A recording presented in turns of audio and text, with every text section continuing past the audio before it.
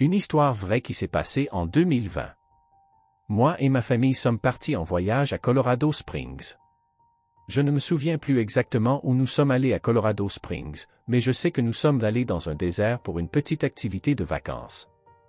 Le désert n'était pas aussi chaud que je l'aurais imaginé, étonnamment. Je pourrais probablement survivre là-bas pendant quelques jours si nécessaire. C'était un long trajet en voiture. J'avais environ 9 ans à l'époque, donc j'étais sur le siège, en train de dormir. À un moment donné, mes parents m'ont réveillé et, à ma grande surprise, il y avait un désert à l'extérieur. J'ai demandé à ma mère pourquoi nous étions là, et elle a dit que nous allions voir des traces de fossiles de dinosaures. Je ne voulais pas me plaindre. Nous avons marché sur le chemin menant à un pont fait de sable. Mon grand-père me taquinait à propos des crotales, disant qu'il sauterait et volerait vers moi. C'est à ce moment-là que j'ai commencé à m'inquiéter. Nous marchions sur ce pont de sable, qui faisait environ 20 à 25 pieds de haut. Je marchais juste derrière ma famille quand je me suis arrêté pour regarder la vue. Finalement, j'ai baissé les yeux et, horrifié, j'ai vu cette créature humanoïde de 7 pieds de haut. Sa peau était aussi pâle que le sable.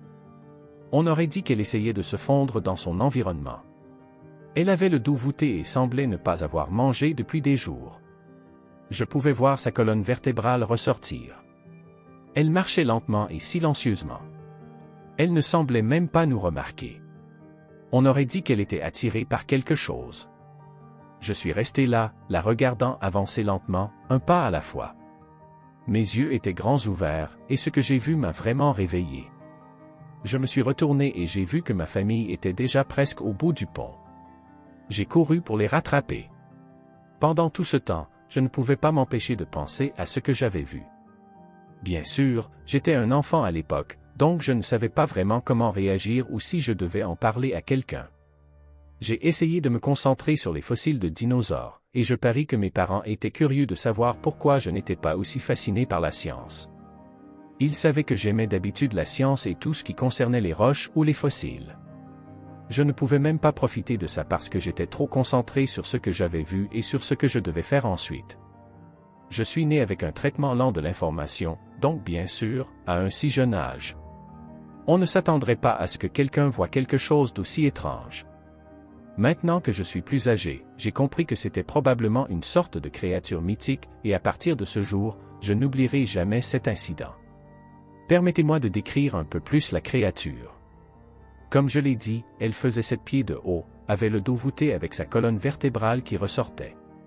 Elle n'avait pas de longues épines, mais elle avait de longs bras qui touchaient presque le sol, avec de longues griffes effrayantes. Ses pattes arrière ressemblaient à la fois à celles d'un humain et à celles d'un chien. Sa couleur de peau était aussi pâle que le sable, mais un peu plus large. Elle marchait à une bonne vitesse, balançant ses bras dans la direction opposée à ses jambes, comme le ferait une personne. Elle avait une attention directe sur où elle allait et ne se souciait même pas de nous regarder. Je ne pense pas qu'elle avait des oreilles, ce qui était étrange. Je ne pouvais pas vraiment voir son visage, donc je ne savais pas si elle avait un nez ou à quoi ressemblaient ses yeux. En aparté, j'essayais de trouver une explication à ce que j'avais vu et j'espérais que mon esprit me jouait des tours.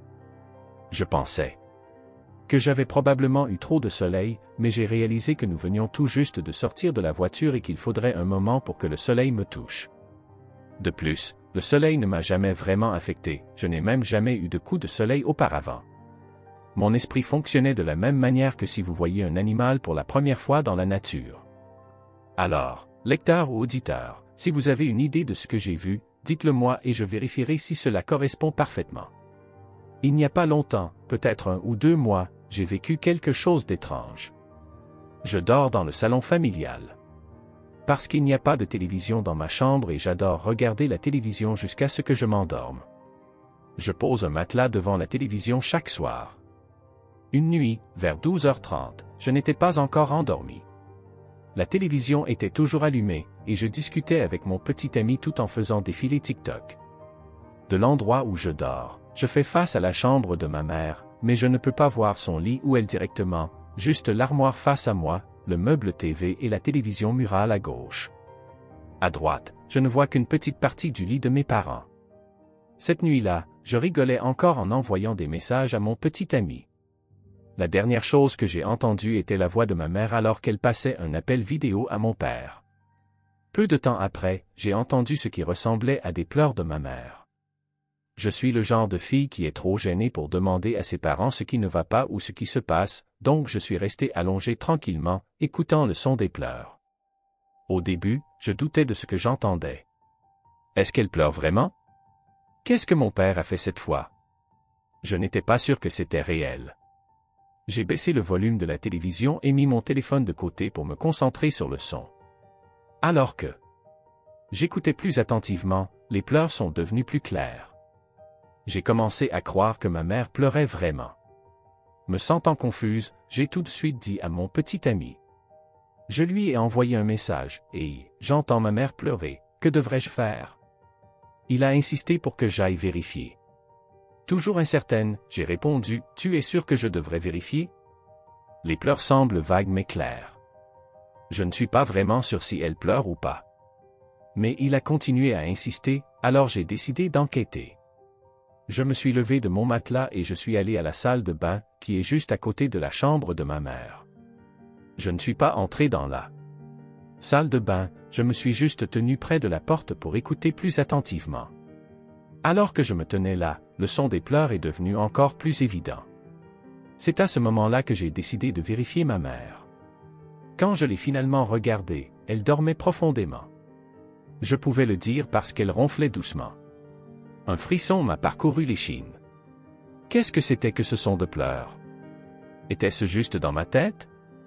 Je suis retourné à mon matelas et j'ai envoyé un message à mon petit ami, ma mère dort, elle ne pleurait pas. Mon petit ami ne croit pas aux fantômes, aux esprits ou à quoi que ce soit de surnaturel. Il a répondu, peut-être que tu es fatigué et que tu entends des choses. Mais je n'étais pas du tout fatigué. J'étais bien réveillé et j'avais écouté attentivement ce son de pleurs pendant plusieurs minutes. Il n'y avait aucun moyen que ce soit juste mon imagination. Curieusement, une fois que je suis retourné à mon matelas, le son des pleurs a complètement cessé. Je ne l'ai plus entendu. Peut-être que ma mère pleurait vraiment plus tôt, mais s'est arrêtée quand je suis allé vérifier parce qu'elle était gênée, ai-je pensé. J'ai décidé que je lui demanderais le matin. Quand le matin est arrivé, je lui ai demandé directement, « Maman, est-ce que tu pleurais hier soir ?» Elle a eu l'air confuse et a dit, « Non, pourquoi ?» J'étais encore plus confuse. Ma mère croit aux choses spirituelles, tout comme moi, alors je lui ai dit, « Je t'ai entendu pleurer depuis ta chambre hier soir. » Je me suis assuré plusieurs fois que je n'entendais pas des choses, et ça sonnait si réel. Mais quand je suis allé vérifier, tu dormais déjà, et après que je sois retourné à mon matelas, le son a disparu. Ma mère était aussi choquée que moi. Je lui ai redemandé pour être sûr qu'elle n'avait pas pleuré. Elle m'a assuré que si elle avait pleuré ou avait eu un problème avec mon père, elle me l'aurait dit. À ce jour, je suis encore confuse à propos de ce qui s'est passé cette nuit-là. Cette voix de pleurs sonnait si réelle. Il n'y a aucun moyen que ce soit juste mon imagination. Salut, je m'appelle Émile, et cette histoire m'est arrivée quand j'étais encore un petit enfant. J'ai 16 ans maintenant, donc c'est arrivé vers 2014. Juste pour un peu de contexte, je suis un Bosniaque qui vit dans la ville suédoise de Bua. J'ai les cheveux bruns foncés et les yeux bleus vifs. Ok, maintenant passons à l'histoire. Quand j'avais 7 ans, ma grand-mère gardait mon frère aîné et moi pendant que nos parents travaillaient. Nous jouions généralement avec nos jouets, allions au terrain de jeu ou regardions un film, et c'est exactement ce que nous faisions tous les jours pendant toute la semaine. Ma grand-mère nous gardait tous les jours. Nous regardions un film avant le déjeuner. Alors que nous parcourions nos DVD, nous sommes tombés sur un film que nous n'avions regardé qu'une seule fois auparavant, Le Chat Chapeauté. Le film a joué normalement, et nous l'avons vraiment aimé. Au fur et à mesure que la semaine avançait, nous avons continué à regarder ce même film chaque jour, car nous nous étions lassés des autres films que nous regardions habituellement. La semaine avait été amusante grâce à ce film, mais je ne savais pas que le vendredi soir deviendrait l'une des nuits les plus effrayantes de ma vie. Cette nuit-là, j'ai rêvé que j'étais dans mon appartement, sauf que ce n'était pas un appartement, c'était un clubhouse, et il appartenait au Chat Chapeauté. Je me suis bien amusé dans le clubhouse, faisant la fête et mangeant des chips. Alors que je passais un bon moment, J'ai eu un peu soif et j'ai décidé d'aller chercher un verre d'eau.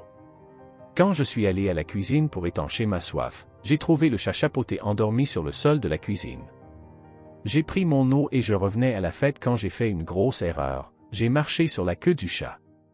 Alors que je réalisais ce que j'avais fait, j'ai vu le visage du chat changer. Ses yeux sont passés d'être gentils et ronds à une forme humaine, mais avec les pupilles d'un vrai chat, et son sourire s'est transformé en une longue grimace aux dents pointues.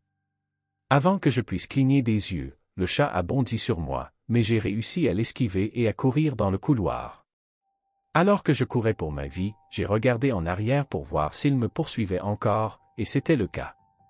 J'ai couru dans la chambre de mes parents, où j'ai réalisé que j'étais coincé. Pour une raison quelconque, mes parents avaient une boîte de haricots dans leur chambre. Dans une dernière tentative désespérée pour survivre, j'ai attrapé une des boîtes et je l'ai lancée sur le chat chapeauté. Son front, maintenant fissuré, laissait couler du sang sur le sol. Il m'a regardé, ses yeux s'élargissant alors qu'il articulait les mots « Je viens te chercher ». Et juste après avoir entendu ça, j'ai ouvert les yeux. J'étais de retour dans le lit superposé de ma chambre, mon frère dormant paisiblement sur le lit du haut.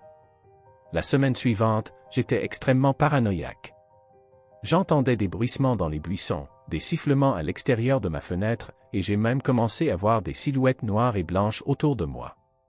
À part la paranoïa, ma vie continuait comme d'habitude, jusqu'à un jour, le jour qui me donne encore des frissons rien que d'y penser. Je marchais vers l'appartement de mes autres grands-parents. Alors que j'entrais dans le hall, l'ascenseur montait du sous-sol. La porte de l'ascenseur avait une grande fenêtre au milieu, donc on pouvait voir si l'ascenseur était plein ou demander de l'aide en cas d'accident. Alors que l'ascenseur montait, j'ai croisé le regard de quelque chose de vraiment terrifiant. De l'autre côté de la fenêtre de l'ascenseur se tenait le chat, cette fois sans son célèbre chapeau rayé, mais ce n'était pas la seule chose différente. Il était plus grand, mesurant environ 10 pieds, et il avait un énorme sourire s'étirant d'une oreille à l'autre. J'étais paralysé, incapable de crier.